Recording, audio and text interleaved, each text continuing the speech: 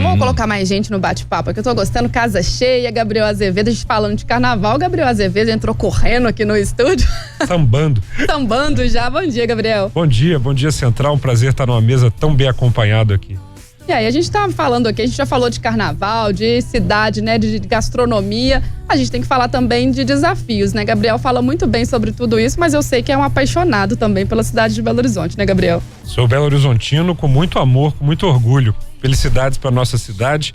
Hannah Arendt costumava dizer que a cidade não é Atenas e sim os atenienses. É bom dizer que Belo Horizonte também, mais do que a própria Belo Horizonte, a gente é o conjunto de belo-horizontinos. Então, felicidades para todos nós que convivemos com esses desafios e com as nossas alegrias diárias. Bom, para falar do desafio de Belo Horizonte, eu acho legal buscar um pouco da história. A gente está celebrando hoje o aniversário, Paulo Leite, mas na verdade era pra gente estar celebrando daqui 5 dias, sabia disso? Não. Curiosidade da nossa história. Pois você tá dando um motivo a mais pra 17 a gente fazer outro programa. 17 a gente pode fazer outro programa. De 12 a 17, que tal? Quando é que começa a nossa história? O Brasil era um império e aí em 1889 a gente se transforma numa república. O tal do Curral del Rei, que era um arraialzinho aqui onde a gente está, resolveu mudar de nome. Vamos transformar esse Curral del Rei para Belo Horizonte? E aí o curral passou a se chamar Arraial Belo Horizonte. Ainda não tinha a capital. Bom, com essa mudança, os políticos mineiros achavam que Ouro Preto era uma coisa meio antiga, não tinha nada a ver com os novos tempos brasileiros. E eles decidiram mudar a capital de Ouro Preto para outra cidade. E começou, Paulo Leite, uma votação. Juiz de Fora queria ser capital, Barbacena queria ser capital.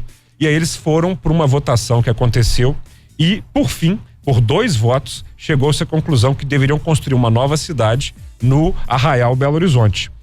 O decreto-lei que decidiu essa construção falou que a capital tinha que ser construída em 4 anos. Portanto, ela ia começar no dia 17 de dezembro de 1893 e teria que terminar até 17 de dezembro de 1897. Tanto que o primeiro nome da Avenida do Contorno, que está logo aqui ao lado da rádio, era Avenida 17 de Dezembro. Ficou por muito tempo se chamando assim. Mas para mostrar eficiência para a política da época, eles resolveram inaugurar a cidade 5 dias antes. Fato que inauguraram metade da avenida, né? Não fizeram a cidade inteira, mas ela foi inaugurada no dia 12 de dezembro como um verdadeiro manifesto político. A cidade de Belo Horizonte, que se chamava primeiro Cidade de Minas, né? Foi o nosso primeiro nome, só voltamos a chamar Belo Horizonte em 1901, era um conjunto de experiências urbanísticas do século XIX. A gente foi baseado na Barcelona, do urbanista Cerdá, baseado sobretudo em Paris, do Barão de Haussmann, baseado também em Nova York, ou seja, a gente tem um Central Park, igual Nova York tem, que é o Parque Municipal. E o Washington também. Ia falar, e o Washington. Então, Washington foi inaugurado em 1800 como capital dos Estados Unidos. Aliás, aqui a gente teria a Praça Afonso Arinos, hoje, se chamava Praça da República. Era um lugar, Paulo, baseado para ter o Palácio do Congresso e o Palácio da Justiça. Tanto que o Tribunal de Justiça está lá. Do lado do Automóvel Clube. Exatamente, do lado do Automóvel Clube, onde havia uma praça que era essa Praça da República. A avenida que ligava essa praça até o Palácio Presidencial, que naquela época ficava na Quinta da Boa Vista, que era o ponto mais alto da cidade, hoje a nossa Praça da Liberdade, era a Avenida da Liberdade. Igual em Washington, você une o Congresso e a Suprema Corte até a Casa Branca com uma avenida que é a Pensilvânia. Então, Belo Horizonte é mais do que uma cidade, era um manifesto político de uma época. O Brasil, vocês sabem, tem uma bandeira onde se lê ordem e progresso. Isso é de uma filosofia chamada positivismo.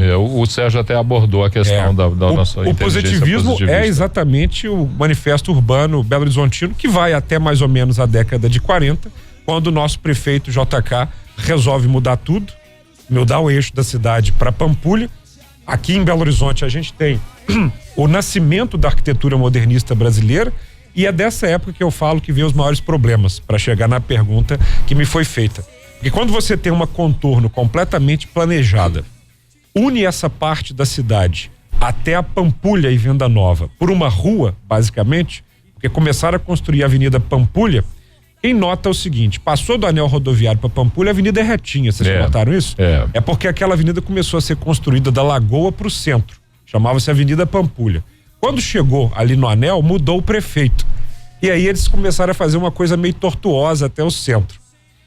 Do mesmo jeito, quando o JK foi governador, se criou o Centro Industrial em Contagem. E a mesma coisa a Amazonas, ela não ia até a Contorno, ela terminava ali no Santo Agostinho. O JK esticou a Amazonas até a Contorno e depois levou ele até Contagem. Quais são hoje os principais gargalos no nosso trânsito? Quem está aí nos ouvindo, talvez na Amazonas e na Antônio Carlos e na Cristiano Machado sabe. É o eixo Centro, Contagem e o eixo Centro, Pampulha. Porque a nossa cidade, que foi planejada na Avenida do Contorno, se expandiu nessas duas regiões, mas de um jeito meio atabalhoado. Então, um dos nossos problemas é trânsito e remonta à criação da cidade. E eu aponto também o que para mim é um erro urbanístico dos anos 70, onde já havia um volume muito maior de carros e de pessoas morando aqui, que é a Raja Gabalho. Uma avenida absolutamente estreita, né? Mas você sabe por que ela foi feita? Não. A Avenida Raja Gabalho, essa é uma curiosidade. Ela, primeiro, ninguém constrói uma avenida numa quina de morro, né? Porque ela sai. De onde ela sai? Da 4ª Região Militar. Para unir a 4ª Região Militar até a saída para o Rio de Janeiro. Ela foi uma avenida construída estrategicamente sob o ponto de vista de guerra. Ou seja, da gente, olha as ideias. Mas nós temos que lembrar também que o Acaiaca é um prédio que tem um bunker embaixo em caso de ataque nazista. Merece ser visitado. É um bunker que tem lá. Pouca gente sabe, mas 3 prédios em Belo Horizonte tem um bunker por causa de uma lei do Getúlio Vargas. Então a Raja Gabalha, que aliás é o nome, quem é Raja Gabalha foi um engenheiro que trabalhou, né, na construção, inclusive, de Belo Horizonte, e é uma avenida que foi feita pensando estrategicamente uma saída militar para o Rio de Janeiro de Belo Horizonte. E, claro, obviamente não poderia ter seguido sem uma intervenção urbana decente. E se hoje fosse necessário utilizar uma fuga militar pela Raja, os militares estariam perdidos. Ou pelo menos engarrafados. Por isso que dirigir lá às vezes é uma guerra, né? Agora, é um conflito. Pra gente voltar daqui a pouquinho e já deixar uma questão pro Sérgio, porque a gente, por exemplo, eu fico imaginando, sempre imagino aqui como cidadão o seguinte: a Amazonas vai parar um dia. Eu tenho a sensação de que um dia, porque a Cristiano Machado e Antônio Carlos, de mal ou bem já foi feito alguma coisa para dar uma desafogada ali. Agora a Amazonas, ela tem o desenho de parar. Eu já peguei a Amazonas, por exemplo, da praça da Contorno ali do Pio 12 para frente, até chegar na Gameleira, eu demorei 53 minutos. Foi o dia que eu gravei no relógio quanto tempo eu demorei para fazer esse percurso da Amazonas. Então eu tenho a impressão de que lá particularmente vai ter um grande problema. Tem solução urbanística, pensar por exemplo nos eixos de Amazonas com outra dimensão, Antônio Carlos e Cristiano, que já tem uma intervenção, se serão necessárias outras para a gente não ter essa questão do engarrafar a mobilidade? A gente volta nessa questão no próximo bloco. E antes Central 98 de volta, e eu te lembro que este mês o Aceleradores do Bem acolhe a Associação de Pais e Amigos dos Portadores de Deficiências Visuais e Associadas. Desde a década de 80, a entidade cuida de cegos e multideficientes, oferecendo mais qualidade de vida e inclusão social. Colabore você também com a APADV, pode ser com apoio financeiro, doando equipamento de escritório ou material para a reforma da instituição. Ligue 32740495 ou acesse apadv.org.br. E se você conhece algum projeto bacana que esteja precisando de ajuda, envie um e-mail para aceleradores@98fm.com.br. Aceleradores do Bem, mais próximos de um mundo melhor. Fala, João. O Rogério de Itaúna tá lembrando aqui a música Ruas da Cidade, do Lô Borges e Márcio Borges, que cita várias ruas de BH. Olha a letra: Guaicurus, Caetés, Goitacazes, Tupinambás, Aimorés, todos no chão, Guajajaras, Tamoios, Tapuias, todos Timbiras, Tupis e por aí vai. Fala do horizonte perdido no meio da selva, cresceu o arraial, falando aí do crescimento da expansão de BH. Muito bem, vamos trazer a participação dos nossos ouvintes, João Basílio, Carol, pedindo você é a dama de ferro, você manda aqui, vai embora. Pros nossos ouvintes, tem vídeo no ponto aí, vamos lá. Solta pra gente, Rafa. E aí, Central, olha o que eu acho bonito aqui, ó, BH, aqui é o William, motorista de aplicativo e vendedor de climatizador evaporativo. Assis Chateaubriand e suas árvores maravilhosas que em tempos de calor nos refrescam, né? Aqui é o cruzamento da Francisco Salles, bom dia, viu? É o William, pessoal, aqui quem fala é o Gilbert da Rádio 98. Não dá pra não falar dos barzinhos de Belo Horizonte nesse dia especial, né? E na minha região, então, região da PUC, Coração Eucarístico, o Corel, são os melhores barzinhos de Belo Horizonte. Eu amo BH, parabéns, feliz aniversário. Olha só, gente, eu sou a Edna, nasci em Itaiomi, região leste de Minas. E sempre, desde pequenininha, sonhei em morar em Belo Horizonte. E mudei com 8 anos para Betim, né? Gosto muito de Betim, meus pais ainda moram lá. Mas eu sempre sonhei em morar em Belo Horizonte. Aí, né, há 4 anos mudei para cá depois de me casar. Meu marido é daqui, sempre foi daqui. E hoje eu tenho essa vista maravilhosa, que eu admiro todos os dias e agradeço a Deus por hoje morar aqui, né, bairro Palmares, em Belo Horizonte. Muito bem, os nossos ouvintes participando aí, e a galera da rádio também mandando a opinião sobre Belo Horizonte. O William, ele falou que estava na Avenida Assis Chateaubriand, que aliás se chamava Avenida Tocantins. Uma curiosidade pro William, essa avenida aí você passou antes pelo viaduto Santa Teresa. O Parque Municipal, William, ia até exatamente essa esquina da Tocantins, hoje Assis Chateaubriand, com Francisco Salles. Se chamava Mantiqueira anteriormente. O Parque Municipal foi planejado como um quadrilátero Um de pouquinho 4 depois avenidas. da TV Alterosa, então. Exatamente. Exatamente. Então o Parque Municipal ia até ali, era Afonso Pena, né? Tocantins, Mantiqueira. Essas avenidas fechavam ali e o parque foi sendo diminuído com o tempo. Ali onde é o supermercado Extra, era Parque Municipal, ali na região hospitalar. O hospital. Isso. Aliás, era o Campo do América e eles transformaram em supermercado. Exatamente. O hospital da UFMG também, a Faculdade de Medicina. Tudo era Parque Municipal. Devia ser uma beleza, hein? Era lindo. Que Interessante, coisa maravilhosa. Gabriel, você descrever esse perímetro do Parque Municipal original, porque recentemente foi feito, inclusive, um plano diretor tentando resgatar esse perímetro, claro, sem demolir nada, mas para que o cidadão reconheça a origem da cidade, esse perímetro original, fazendo algumas demarcações, sinalizações e equipamentos para que você possa desfrutar desse reconhecimento do perímetro. Infelizmente, isso não foi levado a cabo, mas fica aí uma boa dica para os próximos 122 anos da cidade, resgatar esse perímetro, essa história e poder circular e reconhecer essas transformações da cidade sem perder a sua história. Quer falar, Paulo Leite? Não, eu só lembrando que a gente fez a questão do Amazonas e tem que voltar para conversar sobre ela. Pode resgatar Exatamente. a questão da Amazônia. Aliás, o Paulo fez uma pergunta toda focada na região norte, né? Que ele falou que a Amazonas vai parar. Eu fiquei até meio confuso aí geograficamente. Tá bom, vamos lá. Vai. A cara do Nenel é a melhor pra quando o João Basílio solta esse trocadilho. Eu acho o máximo, eu gosto. Mas você sabe, Paulo, falando sobre Amazonas e Antônio Carlos, que você indica esses dois vetores, né? E o Gabriel coloca muito bem o traçado e a inspiração positivista da cidade, o que demonstra que o tecido urbano, ele tinha uma estratégia política, uma estratégia institucional para que ele pudesse reproduzir então os ideais da época. E aí eu acho que o Belo Horizontino fica um pouco com essa sensação, poxa, nós planejamos a cidade, perdemos o controle e não tem mais jeito. E a gente se esquece que essa cidade foi projetada desconsiderando os rios, a topografia, as comunidades que aqui viviam. Então talvez esse desenho que a gente idealiza e que a gente não consegue mais reproduzir na região metropolitana, talvez esse processo orgânico de desenvolvimento não tenha sido um grande problema. Por quê? Você vê que com a orientação do vetor norte e a construção do conjunto moderno da Pampulha, né?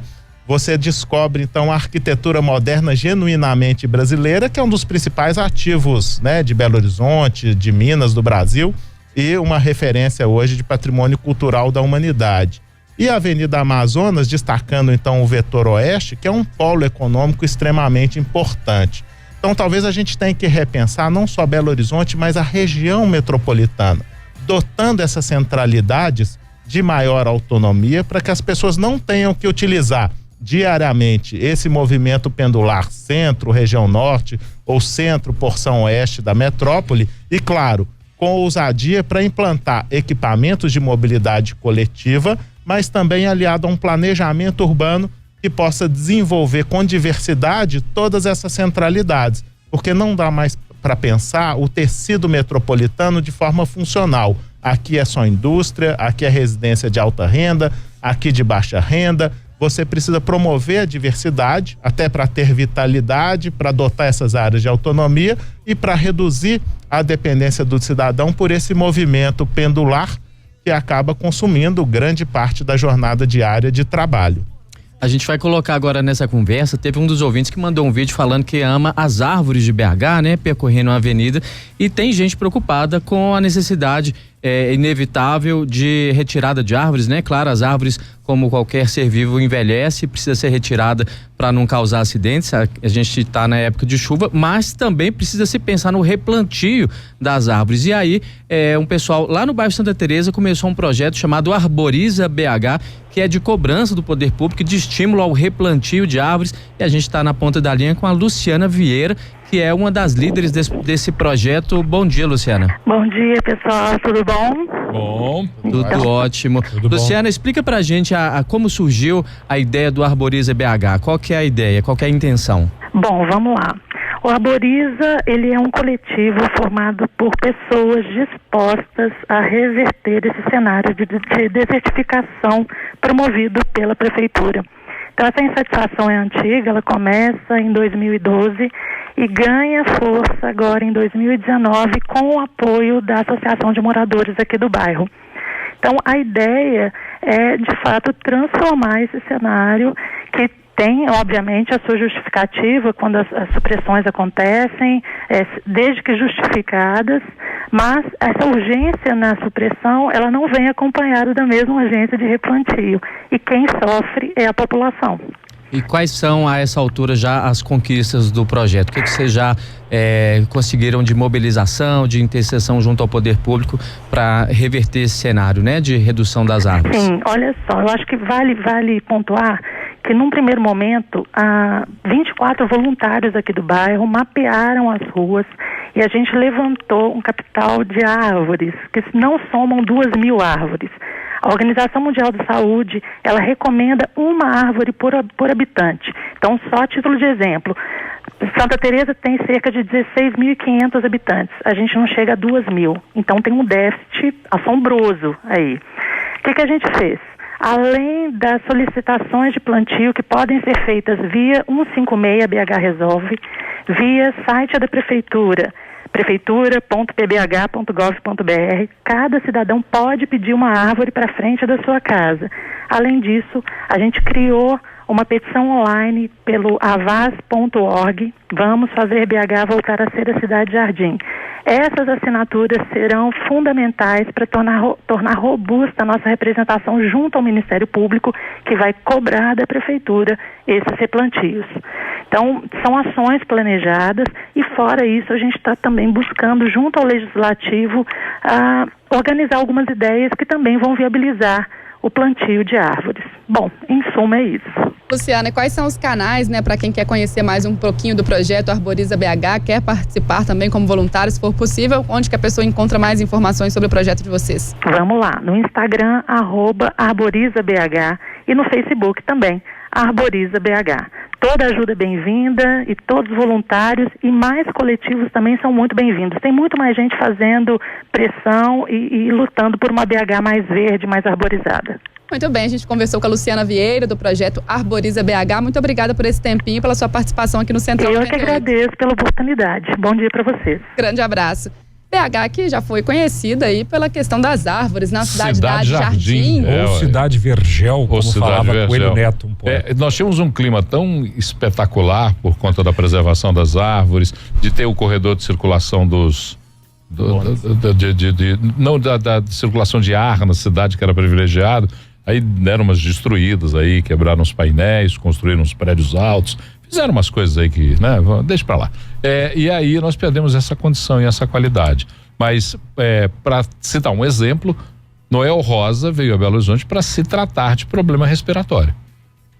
A Granja Werneck, enfim, era isso. Né? A Granja Werneck você tinha na Belo Horizonte um clima muito satisfatório e também se acreditava naquela época que fazia uma grande diferença, então as pessoas iam se tratar aqui. A arborização de Belo Horizonte começou desde os primeiros anos da capital e o grande inimigo das árvores em Belo Horizonte, em primeiro lugar, foi o carro, porque a partir do momento em que as ruas tiveram o seu traçado modificado. Se vocês olharem as fotos de Belo Horizonte antigamente, aliás, o livro de hoje que eu trouxe é sobre isso, as árvores eram plantadas, Paulo, no meio da rua.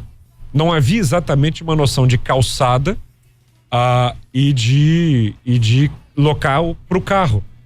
Por exemplo, quem andava na Praça 7 via o bonde, mas você não tinha uma diferença entre o lugar das pessoas e o lugar do carro. Não tinha exatamente isso. Aí quando o carro começa a chegar, tá ali, né? Olha o que era Afonso Pena com os ficos.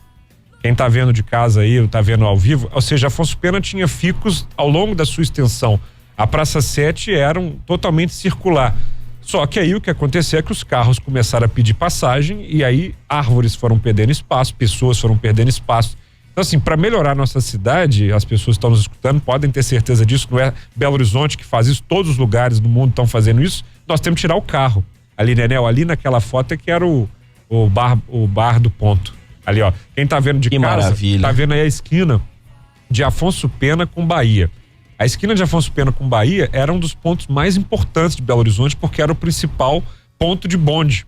Então, em frente ao ponto de bonde, nesse prédio que se chamava Edifício Globo, que aliás foi a primeira sede provisória da Câmara de Deputados da nova capital, que é claro que o Congresso Estadual não ficou pronto a tempo, criaram ali um bar, chamava Bar do Ponto.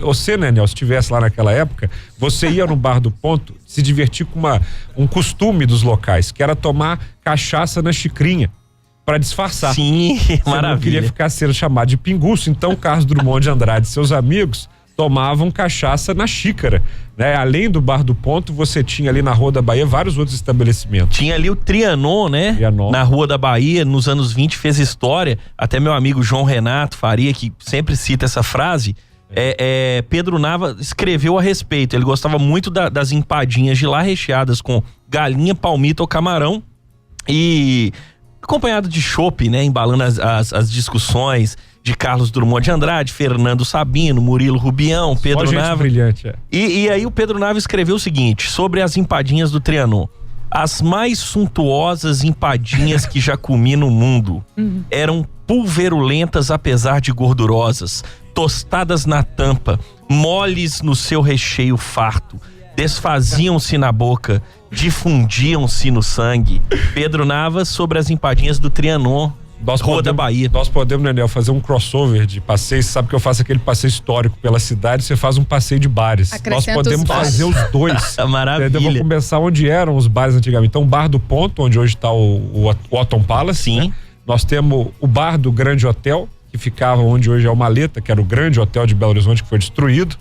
O Bar do Cine Brasil, na Praça 7, onde em 36 houve uma exposição de arte maravilhosa. Os lugares do Clube da Esquina, né? O Clube da Esquina se reuniu em vários lugares. Nossa cidade é incrível, não tem nada igual no mundo. E esse resgate histórico que o Gabriel nos traz de forma tão brilhante, né, Nenel? Reafirma aquela importância que a gente discutia no início do programa sobre os bares, restaurantes, equipamentos culturais como ativadores da vitalidade urbana.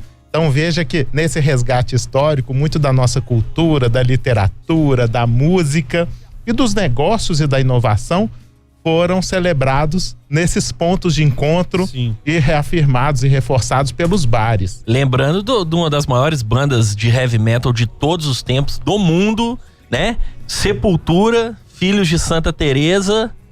O que o Paulo tá mostrando? Bares, lares. Bares você tira B e põe L e Lares. viram lares. Sim. Então é importante. O boteco que é a extensão da nossa casa, né? Exatamente, é só você pensar dessa forma. Mas essa é a riqueza de uma cidade. Atenas, que eu sempre volto a ela, a coisa da invenção da democracia só foi possível porque as pessoas se encontravam na praça e conversavam e brincavam. Agora, né? A Ágora. A Ágora, exatamente, a Ágora ateniense, ou seja, você precisa se encontrar com as pessoas na sua cidade, senão a cidade não vive. E o botequim tem uma importância imensa nisso, né? Eu sempre cito aqui o livro da Jane Jacobs, né, Nel, que é o Morte e Vida nas Grandes Cidades, com a importância das calçadas, do happy hour. Se as pessoas não se encontram, não conversam, elas não acham que vivem na mesma cidade. Aliás, hoje, 12 de dezembro, eu e meu amigo Leonardo Paixão, né, de alguns restaurantes aqui da cidade, queríamos hoje abrir um bar aqui pra cidade, vai ser ali no Automóvel Clube, nós vamos fazer um bar de jazz. A gente deixou pra março, né, Nel, porque você imagina abrir um bar hoje de presente, aí vem Natal, Réveillon, férias, eu e o Léo, né, não iam tomar conta da lojinha. O que eu acho que esse bar vai ser muito importante para a cidade na questão de uma volta à boemia, porque eu sempre falo que a boemia respira por aparelhos, mas está viva. Não, nós vamos botar, vamos tirar ela né? da UTI, sobretudo valorizando uma coisa que Belo Horizonte tem de incrível, artistas. Tem que tocar. O bar fica completo com gente que faz cultura e faz arte. Esse atraso tem o agradecimento do meu fígado aqui por conta dele. Você vai beber muito lá, Léo. Leite, Paulo Leite. E nós vamos daqui a pouquinho mostrar 2 livros. Um que trouxe Sérgio Mício e outro que nos trouxe Gabriel Azevedo. Já a gente mostra os 2 livros. Ô Paulo Leite, antes da gente sair pro intervalo, claro, fala por que você se tornou a sua melhor versão em Belo Horizonte? Porque eu fui à Reale Alfaiataria, que também é Belo Horizontina, tem a cara da cidade, é a marca especializada na confecção de camisas, calças, ternos, presentes, acessórios, tudo feito sob medida, Carol. Você lá se transforma na sua melhor versão. Natal tá chegando, compra um gift card lá da Reale e dá de presente para quem você mais gosta, porque são peças exclusivas, preços especiais, entregue em até 5 dias úteis. Agende seu atendimento aí, que o consultor da Reale vai até você. 3053-8428, ou então acessa aí realealfaiataria.com.br. Muito bem, com essa a gente vai para um rápido intervalo e já esse bate-papo sobre Belo Horizonte continua. Fica aí, Central 98, volta já. Paulo Leite, você prometeu indicação de livro aí? 2 livros. Eu vou mostrar o livro, quem fala sobre ele é o Sérgio Mício, que está aqui como nosso convidado hoje. O livro chama-se Arquitetura da Modernidade. Ele é organizado pelo Leonardo Castriota, que foi presidente do Instituto dos Arquitetos do Brasil, seção Minas Gerais. E eu queria que o Sérgio falasse um pouco sobre o livro, o Arquitetura da Modernidade. O que é incrível desse livro é que ele faz não só um resgate histórico, mas ele também destaca os diversos estilos arquitetônicos que marcaram a formação e o desenvolvimento da nossa capital. Depois pelo Art Deco, a arquitetura moderna genuinamente brasileira, ou seja, ele faz uma abordagem bastante detalhada de todos esses momentos que a cidade vivenciou e principalmente dos imigrantes e das pessoas que vieram morar na cidade e que enriqueceram esse caldo cultural que hoje define a nossa Belo Horizonte. Quem conseguir ler a arquitetura de uma cidade, lê também a sua história? Certamente. Até porque há uma intenção, né, por trás de um desenho urbanístico ou mesmo por trás de projetos arquitetônicos. Eles refletem o momento, a história, a cultura daquele povo e certamente um olhar mais atento sobre Belo Horizonte vai conseguir ler todas essas camadas de história que fazem a nossa cidade uma cidade tão rica. Muita gente mandando foto pra gente de BH. Vamos dar uma passada, Rafa, nas fotos que os nossos ouvintes mandaram. Não dá pra lembrar o nome de todo mundo, mas tá aí o Museu da Moda hoje, né? Que muita gente acha que é uma igreja ali do lado. Aquilo era a Câmara Municipal. Do Maleta. Ali era a Câmara Municipal, É muito importante lembrar, na esquina de Bahia com Augusto de Lima, foi construído o prédio do Conselho Deliberativo. Aquela torre ali, estilo manuelino, era onde os vereadores, os conselheiros trabalhavam. Aí saiu de lá pra Tamoios e depois foi pra onde a gente tá na Andradas. Também é um prédio dos Correios Históricos. Onde que é esse prédio? Não sei se é Rua da Bahia. Rua da Bahia. Praça da Bandeira, ali no alto da Afonso Pena, na região do bairro Mangabeiras, também mandaram pra gente. Essa aí é uma... Que rua bonita. É a região da Savassi, se não me engano, segundo o ouvinte mandou pra gente, uma rua muito arborizada. Olha que linda essa foto, pra quem, claro, tá acompanhando pela live, um pôr do sol maravilhoso na nossa cidade, as cores incríveis e muito mais fotos que mandaram pra gente. Agradecer. Praça da Estação. Todos os ouvintes que participaram. Esse daí é o Monumento à Civilização Mineira, que fica na Praça da Estação. Uma curiosidade, ele foi feito pelado.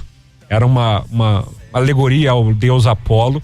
E aí o governador, na época, o Antônio Carlos de Andrada, achou que isso ia chocar a família tradicional mineira. E aí tem a bandeira na frente colocada para cobrir as vergonhas dele. Veste esse menino, veste esse menino, senão o bigolinho aparece. A gente vai trazer também aqui ainda mais vídeos dos nossos ouvintes, mas antes eu vou te lembrar que você sabia que pode recorrer contra multas de trânsito, excesso de pontos e carteira de motorista suspensa e até cassada? Isso mesmo, você tem direito à defesa e a Facilita Brasil facilita tudo para você. É só enviar um WhatsApp para 994525005, que é a Facilita Protocolo Recursos sem complicação. E ainda parcela tudo em até 12 vezes. Recupere sua carteira com a Facilita Brasil, 994525005, facilitabrasil.com. Rafa, pode soltar pra gente aí mais participação dos nossos ouvintes por vídeo. Ei, pessoal do Central, tudo bem? Então, eu sou Edilane, estou aqui atrás da Igreja Nossa Senhora do Carmo, pertinho de vocês. Eu amo essa vista. Gente, o pôr do sol aqui entre esses prédios é maravilhoso. Eu sou apaixonada. A cada pôr do sol que eu estou aqui, eu tiro uma foto, eu posto, porque eu amo de paixão essa Nossa Senhora do Carmo, essa visão que eu tenho. De 1 em 1 hora o sino bate, ele bateu há pouquinho tempo. É lindo, é maravilhoso, essa é a nossa BH. Sou de Ribeirão das Neves, mas amo Belo Horizonte porque, na verdade, né, a minha cidade é dormitória. Eu só vou lá para dormir porque eu trabalho aqui em BH.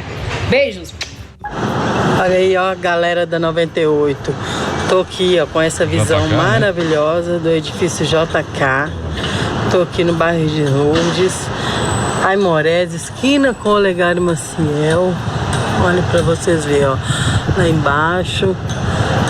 Lá embaixo está a Praça Raul Soares. Estou aqui com essa visão maravilhosa. Esse templo aí, ó. Olha que visão maravilhosa que eu tenho aqui da janela. Valeu BH. Tá perto da sede do galo mais lindo do mundo. Agradecer a participação dos nossos ouvintes, mandaram muitos vídeos, eles enxergando Belo Horizonte de fato hoje nesse dia especial, que continue assim, né, pro resto do ano aí, pros outros anos, a gente tem que enxergar a nossa cidade. Gabriel já tem que falar do livro dele. Fala, Gabriel. Gente, esse daqui é um livro incrível, chama-se Lembrança de Belo Horizonte, né, bilhete postal, e é basicamente um conjunto de registros da nossa capital. Paulo falou do Galo, né? Galo foi mesmo criado lá no Parque Municipal. Sim, no Coreto. Coreto, né? Aliás, que era um bar muito famoso na época, viu, Nenê? Olha que maravilha. Então o Atlético foi criado num boteco? O pessoal acha que é Coreto. Não, é porque naquela época a diversão da turma era ali embaixo do Coreto, se você notar, há um espaço que é uma espécie de lanchonete. Então tinha as mesinhas. Aqui nesse livro tem uma foto boa desse Coreto sendo usado como bar. Quem está nos acompanhando de casa aqui, ó, fotos muito bacanas da Afonso Pena antigamente, aqui do Bebedouro dos Burros, que ficava na Praça da República, na Afonso Arinos, e hoje ele está lá no Parque Municipal, meio abandonadinho, o pessoal não sabe o que é. Nós temos aqui, ó, 3 palacetes que existiam, esse daqui ainda está de pé ali o Parque Municipal que já foi aberto, né? Totalmente sem grades, aquelas grades vieram do cemitério, inclusive, né? O parque foi fechado. Acho que um dia dá pra abrir de novo também, ficar 24 horas aberto, como é maravilhoso. É por isso que tem um cemitério parque? Não, eu não sei. Tem que ter um programa de humor só pra ele. Tem que ter, verdade. Enfim, gente, esse é um livro muito bacana, com imagens da nossa cidade, porque pra amar tem que conhecer. Acha-se facilmente esse livro? Na internet vocês podem procurar Cartão Postal Lembranças de Belo Horizonte. É um livro que se esgota sempre. Quem faz é a Fundação João Pinheiro, que está de parabéns por editá-lo, e é uma coletânea de imagens da nossa cidade. Aqui, por exemplo, o Teatro Municipal, que foi demolido ali para construir o Bradesco na Rua da Bahia, foi um crime. Nós temos aqui uma série de imagens muito bonitas e disso que o Michel falou, a mistura arquitetônica, uma cidade eclética, depois moderna. Gente, infelizmente nosso tempo é curto, dava para ficar aqui o dia inteiro falando. Paulete, não, é só para Henrique Godoy agradecer a sugestão de músicas do Sacession do Afonsinho e Tesouro da Juventude do Beto Guedes, que também faz referência a Belo Horizonte. Valeu, Henrique, obrigado. Carol, e só pra lembrar, hoje, pra comemorar o aniversário de BH, nada melhor que uma Bruder Baixa Gastronomia, cerveja 600 ml, puro malte, 0 açúcar, maravilhosa. É boa mesmo. E parceria com a Bruder Cervejaria Mineira, com muito orgulho. Então, geladinha, e o preço tá excelente nos melhores supermercados. Valeu. E aí a dica do grande Nenel, agradecer a presença aqui do Sérgio Mício, arquiteto e urbanista, falando com a gente nesse bate-papo super legal. O vereador Gabriel Azevedo tá sempre com a gente por aqui, o Nenel do Baixa Gastronomia já deixou os contatos aí. Gente, muito obrigada, foi maravilhoso, bate-papo super bacana sobre a cidade, adorei. Vamos beber, Nenel? Vamos nós agora. Que agradecemos, acho que merece um Viva Belo Horizonte. Viva Belo Horizonte! Aê, vamos beber. Tá quase na hora de ir embora, não posso ir embora sem recado de João Basílio, não é mesmo, João? É um recado, aliás, de um colégio que também faz parte da história de BH, por que não? Porque são 83 anos de tradição. Tô falando do Colégio São José, que já tá com o processo de admissão aberto para 2020. Seu filho está na educação infantil, está no ensino fundamental, está no ensino médio, ele pode conhecer o Colégio São José, que tem plataforma e material didático do Bernoulli, tem programa bilíngue da Universidade de Cambridge e tem a parceria com a nova escola de esportes do Minas Tênis Clube. 83 anos ali no bairro Floresta, coladinho na Contorno, na rua Bueno Brandão. Colégio São José, desenvolvendo potencialidades, cidadania, direitos humanos e a espiritualidade cristã em seus alunos. Colégio São José Escolápias, cuidado e qualidade que cultivam vidas, da educação infantil ao ensino médio. Conheça lá o Colégio São José no site csjbh.com.br, csjbh.com.br. Hoje à noite, Belo Horizonte ganha um presente. A 98 vai acender aquela tradicional árvore de Natal. Uhul. Lá em cima, no Morro do Café, lá no Cafezal. Que saudade. Vai ser reacendida. Eu cheguei aqui em 79 para trabalhar na Del Rey FM, que é a nave mãe da 98. E aquela árvore. Você chegou com o Arão Reis, Paulo. Eu cheguei em 79. Não. Já veio outro me provocar. Até agora o Gabriel. Ele chegou em 79, 1879. Mas para contar rapidinho, a partir de hoje à noite você vai ver aquela árvore acesa. Eu tenho uma lembrança incrível, porque quando cheguei era uma marca da cidade, aquela árvore acesa, a árvore de Natal, lá de cima do alto do café, lá no Cafezal, onde era a antiga 98 FM, a antiga Del Rey FM. Não perca esse show de luzes hoje à noite. Tem botequim lá bom lá perto? Vamos ter que arrumar. Tem que arrumar. Tem, e com essa notícia boa, a gente põe um ponto final nessa edição do Central 98, um oferecimento de Claro. Quer aproveitar ofertas incríveis? Vá até uma loja Claro neste Natal. Honda HR-V 2020 com condições imperdíveis, é só na Autojapa. A gente volta às 4h com mais notícias para você no Rock News. Durante todo o dia, você muito bem informado com as edições do Redação 98. A gente vai, mas a gente volta amanhã às 10 da manhã. Você fica agora com 98 Futebol Clube. E às 4 é Rock News.